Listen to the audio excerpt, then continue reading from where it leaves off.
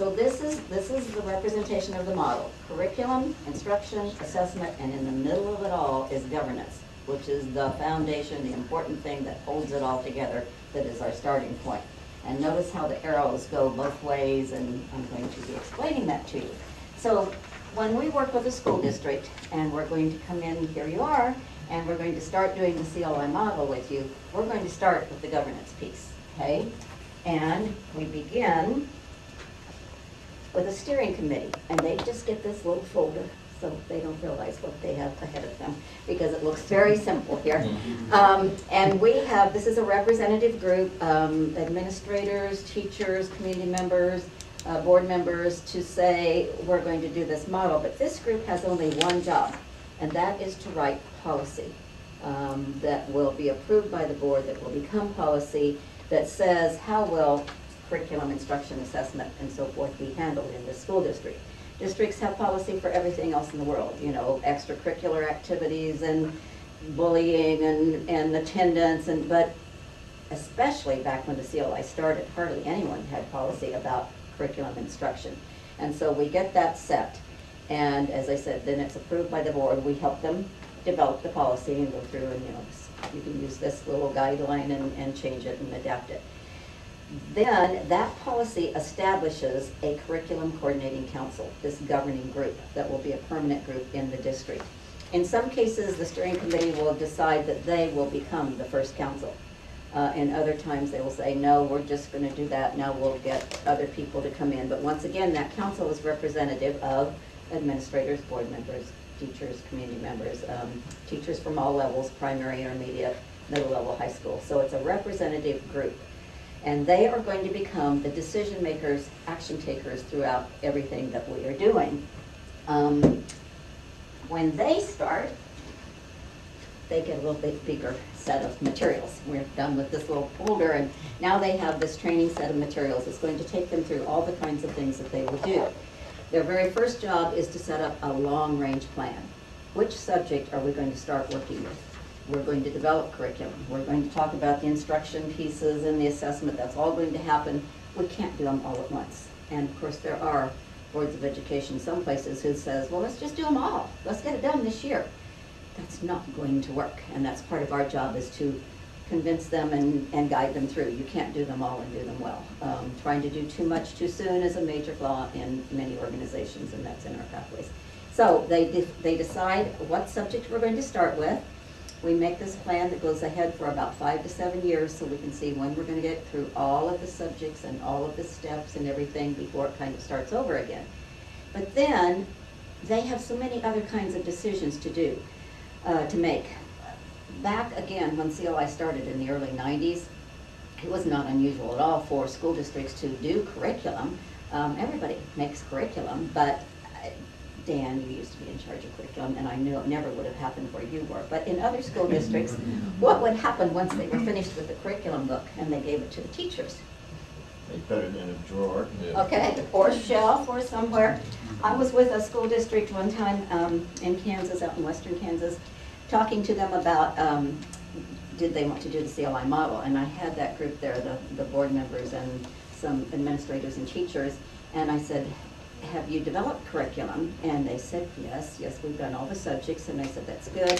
One of the strengths of the CLI model is that we build on what you already have. We don't toss it out, you know, and start over. We use the good things that are there. So could you show me one of your curriculum guides so I could kind of see where you are and what kind of format you use? And all these heads kind of went down, and people were kind of looking at each other, and pretty soon I heard a loud whisper at the other end, does anybody know where one is? And I'm not making this up. That was really truth. They didn't even know where one was. So we say, we have all these follow-up pieces. And of course, once you start on one of them, it's like a set of dominoes. You know, it just keeps going. Well, if we're going to make sure that we're really doing the instruction piece, we're really teaching this, it's not going to go on a shelf or in a drawer. The teachers are going to ask, well, what are the criteria? What does mastery mean if they have to master this? What does that mean? You know, gosh, if they do really well on an assessment that I give in October and they all pass it with flying colors, have they mastered it? What if they can't do anything with it in March? If they make a good grade, they make a B or an A, can we say that's mastery? Well, maybe, but what if you don't all grade the same? What if you three are all teaching a required course in high school, the same course, and Teresa says, when I give an assessment, I write the scores in the grade book, we're done, we're moving on. Ken says, well, I want to make sure my students are really learning, so if you don't do well the first time, I'll let you take the assessment again. You got to study, you got to do some more work, but I'm going to average the grades. Kim says, you know, if that didn't work again, we'll keep working on it, and we will take that assessment 2 or 3 times, and I'm going to take the highest score. Now, they're all doing the same course and the same requirement. Is this okay? So these are the kinds of things that the council has to deal with. One question, and then when we make those decisions about grading issues, how about grade reporting? What's our report card going to look like? And it goes on. So that's why this is such an important group that has so many decisions to make, so many kinds of things to work on, okay, and it goes on. It's a permanent group. The membership may change, of course, as people retire, move in and out or whatever, or usually people have 3-year terms on here and they may apply and serve another term or whatever, or they may leave after the 3 years to keep the flow moving and having different people. But the group, the council, exists forever, and they are keepers of the vision. They know where we've been, they know what kinds of discussions we've had, they know when we need to address those again, and so forth. The length of time that they need to have for a meeting may go from a full day, a month at the beginning, to an hour or 2 after school, 7 years down the road or something, but they still are continually meeting. Okay, now I'm going to go do this triangle at the other end because we're going to be the subject committee now. So the first part is to do the curriculum. Here's a new binder. See, it's red and it goes with the curriculum. It goes with that little triangle. So we work with the subject area committee according to that long-range plan. Everybody on that committee gets this binder, and this is how we guide them through step by step of what to do. The committees range in size depending on the size of the school district. If it's a very large district, we have probably at least 1 and maybe 2 teachers from each grade level. If it's a very small school district, we may have 1 teacher representing 2 or 3 grade levels. But it's a K-12 committee, and we're going to address how to create curriculum. In many places, in fact, Stu shared with us some things a student had said just last week, especially with the new Common Core. Teachers are told, here's the Common Core, that's your curriculum, go teach it. And we know that standards are not curriculum. They're too complex, they're too vague, some of them aren't measurable, there are too many, there are whatever. Teachers, even now with the Common Core, as we are working with them, are reading them and saying, what? What does that mean? What? And so we have to interpret it, and we have to get it into language that we really understand and can teach and can measure. So this is what we do. We develop our curriculum in terms of outcomes and components. They are units. I don't expect you to read this, but I just want you to see that an outcome is big. It's what happens by the end of a unit of instruction, a whole unit. It may take several weeks or most of the year if it's reading or something to get through that, but that's what students can do to show us they've learned that. You can't just walk in Monday and teach that. As I said, it's weeks long, it's a whole unit. So we break it down into components, the smaller pieces. What does a student, where are we going to start? What's the first step? Some of our outcomes, I chose a short one here with only 3, some of our outcomes may have 10 to 12 components down here. So that's where we start, and the instruction piece is going to be very important about this, so I'll head there in a second. Our requirements, besides aligning with the standards, are that these outcomes and components must be dynamic. They must get students to have higher level thinking skills in play. It can't be something they could just read in the textbook and take the test at the end. It has to have dynamic involvement. So it's a little different than what the old curriculums looked like, and it's much more usable than the standards themselves, but it does align with the standards. We know they have to do those standards, so we even put the standards number here. Each one we do work on the wall. Here's the curriculum, here's the standard. Where is that? Where is this? And we go back and forth making sure that it's aligned, but we put it into usable form.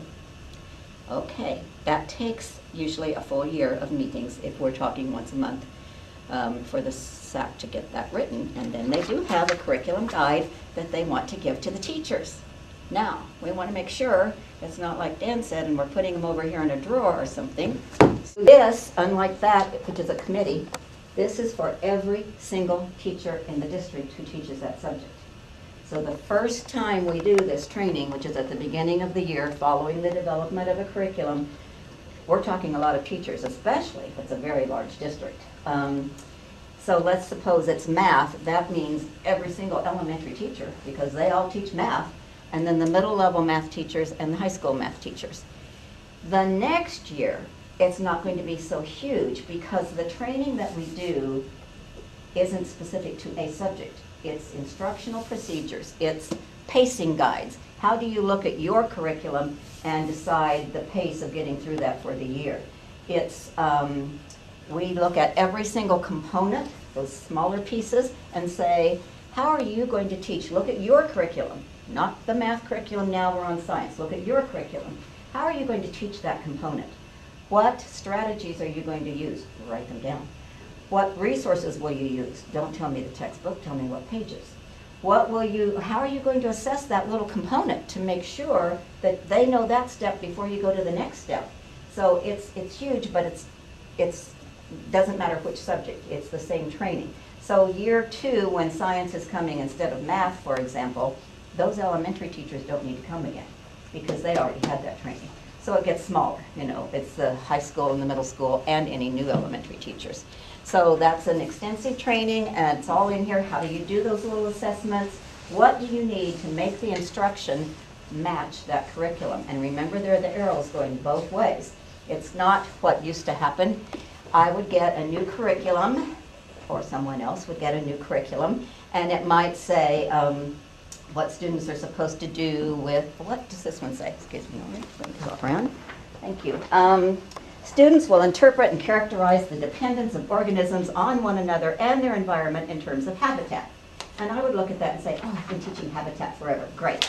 Let me pull out last year's lesson plan and I'll just go. Well, maybe last year's lesson plan didn't have them interpreting anything. So I haven't really aligned my curriculum. You see the difference? I just was identifying habitats and doing a little bit of comparing, but I haven't interpreted and characterized. So we make the teachers really look at what that says.